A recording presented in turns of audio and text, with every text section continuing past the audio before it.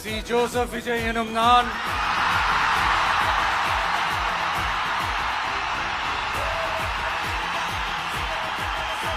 சட்டப்படி அமைக்கப்பெற்ற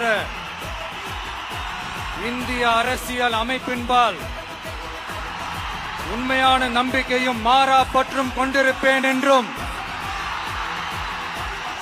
இந்திய நாட்டின் ஒப்பில்லாத முழு முதல் ஆட்சியையும் ஒருமையையும் நிலைநிறுத்துவேன் என்றும் தமிழ்நாட்டு அரசின் முதலமைச்சராக உண்மையாகவும் உளச்சான்றின்படியும் என் கடமைகளை நிறைவேற்றுவேன் என்றும்